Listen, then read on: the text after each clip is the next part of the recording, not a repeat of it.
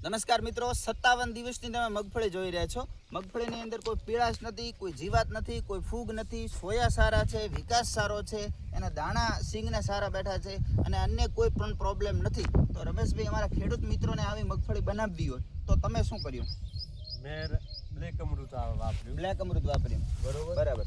ને અક્ષર મેજિક વાપર્યું. અક્ષર મેજિક અને સ્ટીકર આપ્યું. અક્ષર સ્ટીકર. હા. હવે આના કેટલા ડોઝ લીધા? અને ત્યાં 2 ડોઝ લીધા છે, ત્રીજો આપવાનો ચાલુ છે. ટોટલ 2 ડોઝ લીધા, ત્રીજો ડોઝ આપવાનો ચાલુ છે. હા. તમે દવા તો વાપરો છો, પણ બીજી દવાઓની સાપેક્ષમાં ખર્ચો કેવો?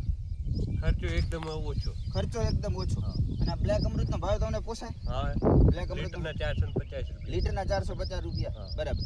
અને રમેશભાઈ, તમે આ વસ્તુ તો બરોબર છે, આ પહેલી વખત વાપરી કે વર્ષોથી વાપરો? ના, વર્ષોથી વાપરું છું. કેટલા વર્ષથી વાપરતા હશો? આપણે થરાદમાં નથી મળતી તો હું ડીસાથી લઈને વાપરતો હતો. બરાબર, મતલબ તો 5 વર્ષથી વાપરો? હા, જ્યારથી થરાદ થયું ત્યારથી થરાદથી જ લાવું. મતલબ કેટલા વર્ષથી વાપરો છો? 5 વર્ષ થઈ 5 વર્ષથી વાપરો છો. મિત્રો, 5 વર્ષથી સતત મગફળી હોય, બાજરી હોય, જુવાર હોય કે બીજા અન્ય પાક હોય, દરેક પાકની અંદર રમેશભાઈ બ્લેક અમૃતનો અને અક્ષર મેજિક તો નવું આવ્યું પણ બ્લેક અમૃતનો ઉપયોગ અવશ્ય કરે છે.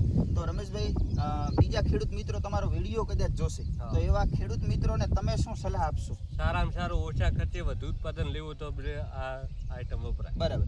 ઓછા ખર્ચે ઓછા વધારે ખર્ચે ઉત્પાદન લેવું હોય હા. તો આ બધી વસ્તુના પ્રોડક્ટ વપરાય. ને જમીનની ફળદ્રુપતા વધે છે. જમીનની ફળદ્રુપતા વધે, પાક સારો થાય અને ખર્ચો ઘટે. ને ખાવામાં પણ મીઠાશ આવે. ખાવામાં પણ મીઠાશ આવે. તો બીજા ખેડૂત મિત્રોને પણ રમેશભાઈ ભલામણ કરે છે કે ખર્ચો ઓછો, ઉત્પાદન વધારે, જમીનમાં પણ સુધારો અને આપણને કોઈ પણ આ પ્રકારની આડઅસર થતી નથી. બરાબર. તો ખેતીમાં અળસિયું પેદા થાય છે. ખેતીમાં પણ અળસિયું પેદા થાય છે. અળસિયું પેદા થઈ જાય. ખાતરનો પૂરો જમીન પોચી રાખે. જમીન પોચી રાખે છે અને ખેતરમાં અળસિયું પેદા થાય છે. બરાબર. ઓકે. તો બીજા કયા કયા પાકમાં વાપરો છો? બાજરીની અંદર, બાજરીની અંદર, ભેંસોની અંદર, જુવાર કરું, જુવારની અંદર, ઓલો ઘાસચારામાં, હા, મગફળી છે. મગફળી છે. હા.